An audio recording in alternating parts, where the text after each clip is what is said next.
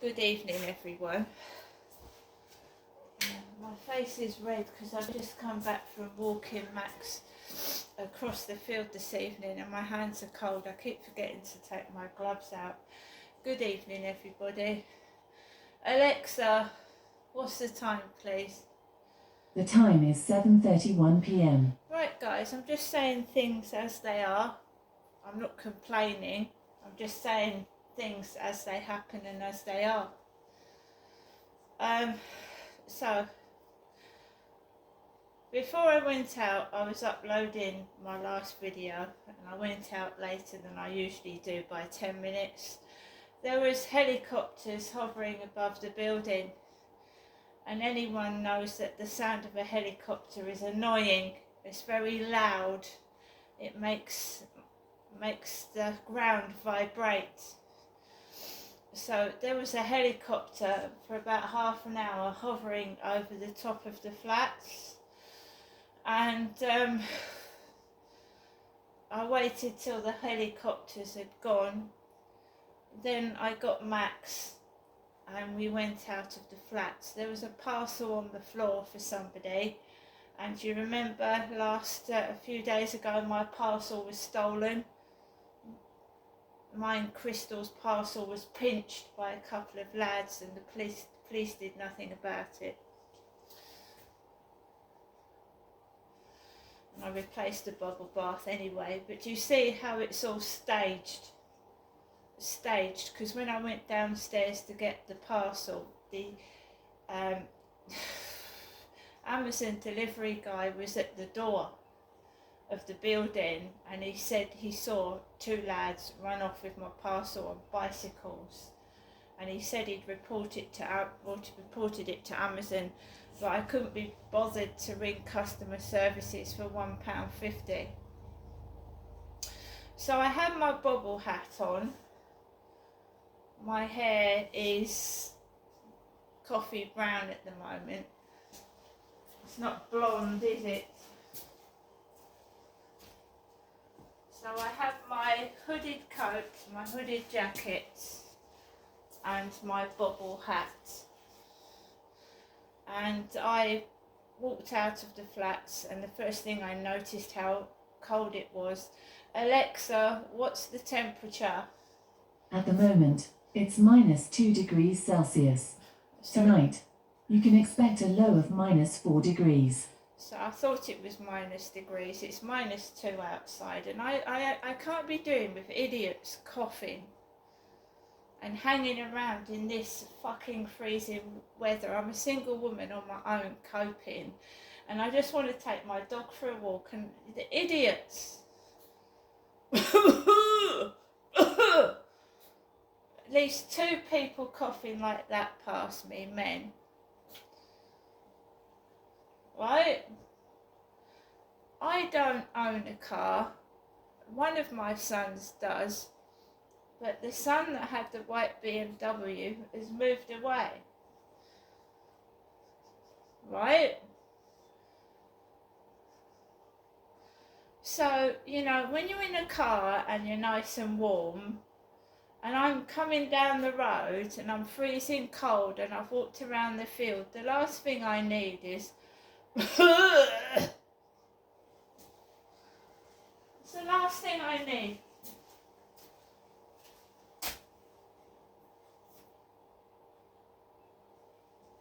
And it was a red car, you know, a red car. Like my dad's Toyota Starlet.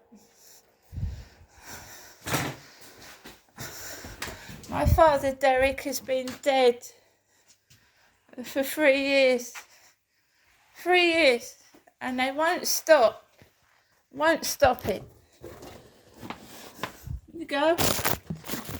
Don't know if I didn't get it in between the flowers. 2 cars that look like my dad's red Toyota Starlet there. 2 of them. See? My mum, I don't know who's doing it, it's really stupid, but I haven't gone up to see my mum for about, 3 weeks now? The last time I saw my mother, Was the week before Christmas.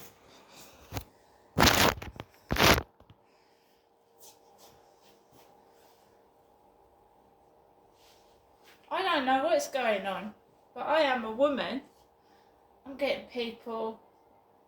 Hello, Derek. My name ain't Derek, it's Crystal. My dad's dead. If you go up to Bluebell Hill Crematorium, Chatham, there should be a plaque with Derek Trower on it and a red rose growing near it because my father, Derek, is dead. I'm sick and tired of explaining myself. I'm sick and tired of it.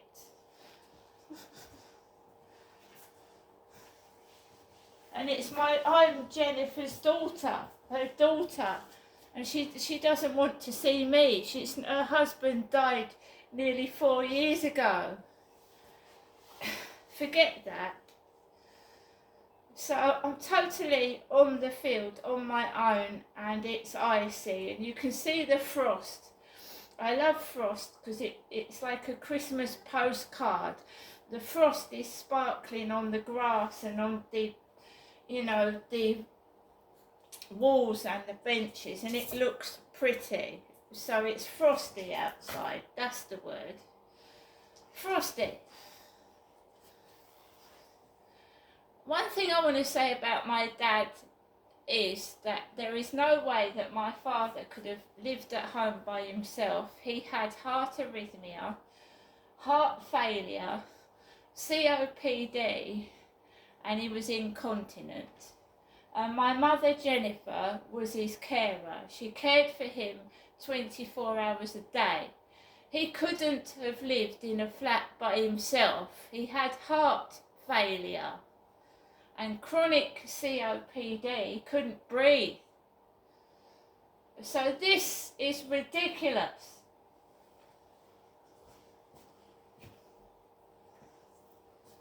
Absolutely ridiculous. I'm getting sent pictures of an old man.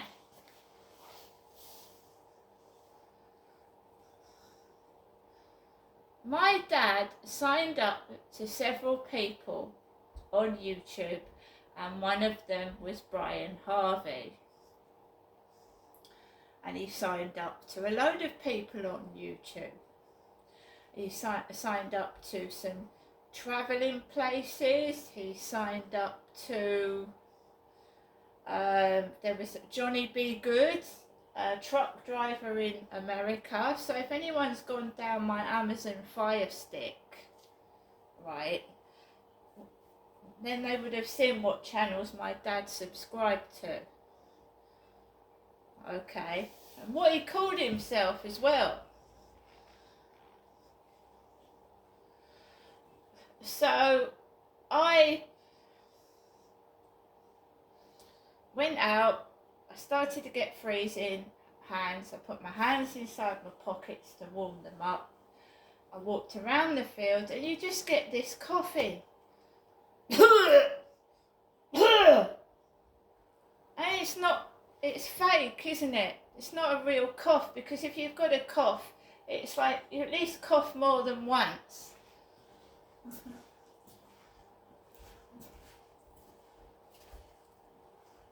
I've got people looking at me, and I don't even know them, and they're looking at me like I'm a piece of shit.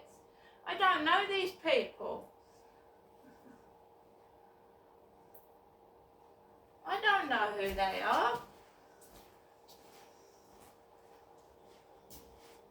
Coming back home, I just wanted to get home. When I get home, there's either a takeaway delivery driver ringing the buzzer for somebody else, there's someone coming into the entrance, or there's someone near my front door when I just want to go in, right? So this blonde guy, so he's got short hair and blonde, and I presume that's his red car. I was just coming up towards my flats, and he just made some sound, you know. I don't know what it was.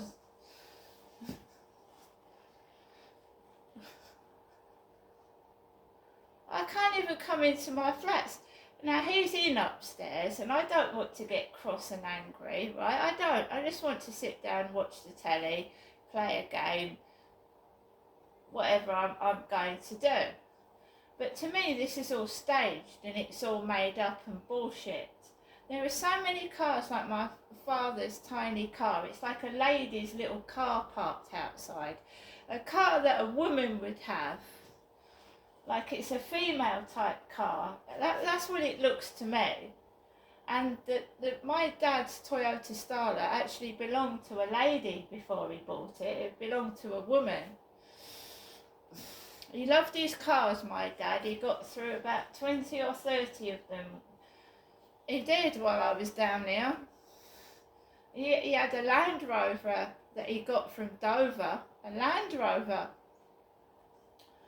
Anyway, I told you the librarian assistant looked like Derek, my dad. I don't know what my mum's doing or what she's got involved in, but my father, Derek, is 100% dead because I saw his dead body. And of course, the embalming process, you know when somebody embalms a body, it looks like a waxwork figure. It doesn't look like the person that you lost. I mean, the only way that I recognise that body in the coffin in 2021 was my dad's hands, because he was a smoker and he had cigarette stains on certain hands, and his nails and his hair and the lines on his head. But his face looked like a waxwork dummy. His face looked like a waxwork dummy, and my mum had said to the co-op women to rinse my father's mouth out and wash his hair.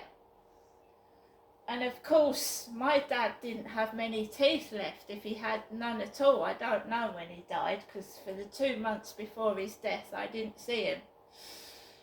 So his mouth was stitched up with zigzag stitches, and his eyes were stitched shut. And that's what they do when they embalm a body. Because when you die, your mouth hangs wide open. I was told my mother-in-law's chin and mouth hang wide open, and they had to shut it with the yellow pages. Your mouth droops wide open, and your eyes. So they stitch the eyes and the mouth shut if the body's embalmed. It looks unreal. My father's body was all bloated and his face looked like a waxwork dummy. And the only reason that I knew it was my father was by certain, you know, people have scars, they have moles in places, you know, that's how you recognise a person. And what do the police do when a body is mashed or it's decomposed in hot weather? They recognise the person by the teeth that are left.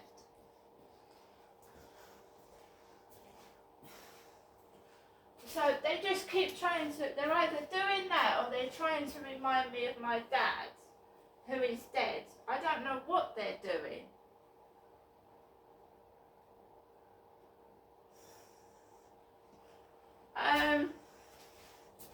So helicopter buzzing over the flats before I went out, making a hell of a load of noise. I feel like I'm being victimised and punished, and I've done nothing wrong. The things I reported to the police are the truth. I'm not a thief. My father was the thief. Ask my mum. My dad used to steal everything that wasn't stuck down.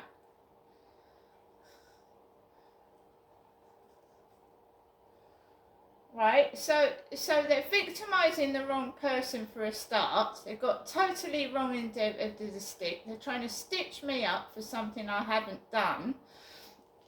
And they keep leaving things out in shops for me to see. Thinks it's going to make me feel guilty when I've done nothing wrong. I'm not. It's them that's guilty. They're covering up the abuse that was done to me. And they fucking full well know it. And things that were reported to the social services never got reported to the social services at all. It was, you know, the paperwork that I received when my son was taken off me was total bullshit. It wasn't even spelt properly. It wouldn't have even stood in a court of law. So they need to fucking tell the truth before they will be judged. And not by a court of law either. They won't be judged by a court of law, they'll be judged by God.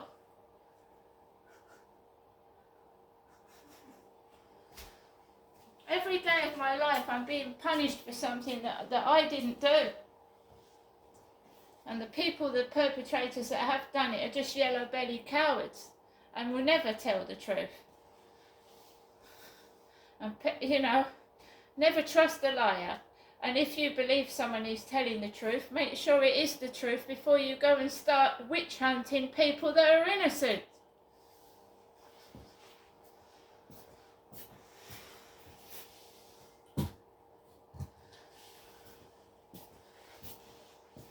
I'm on good terms with my sons. I'm at 2 of them. So I don't know what, you know, trying to make me think that, yeah, I know what they're trying to do. And that won't work either. Listening into personal conversations between me and my mother.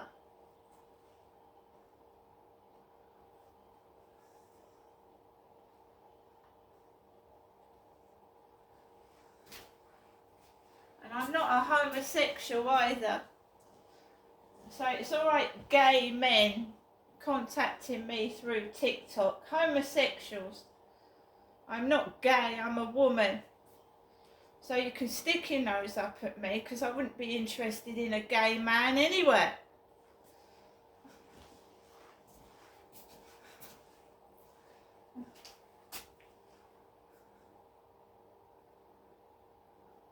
Got nothing against gay men.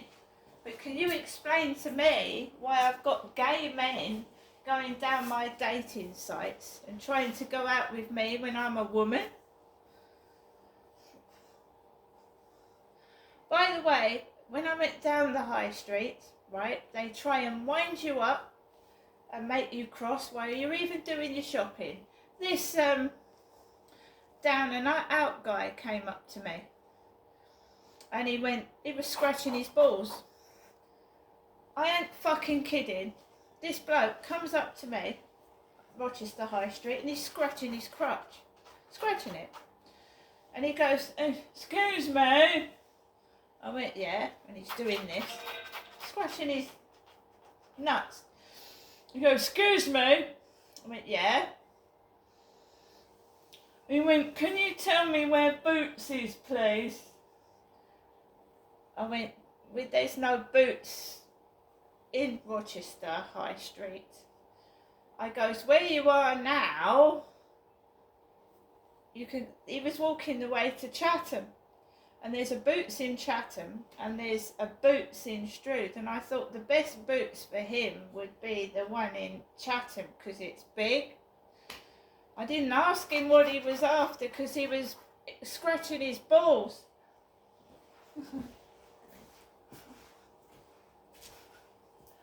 And then he said to me, what about Superdrug? I went, no, there ain't no Superdrug down here. I said, it's Chatham. He went, how long's that going to take to... I said, about half an hour. He was scratching his bits right in front of me. And I walked home, and it's the usual shit. Perhaps he had crabs. Perhaps he had pubic lice. I didn't get that close to him to find out. Anyway, guys, I'm indoors. I don't get near people. And if you don't want to come near me, don't come near me. It's as simple as that, isn't it? Hope everybody has a great evening. I'm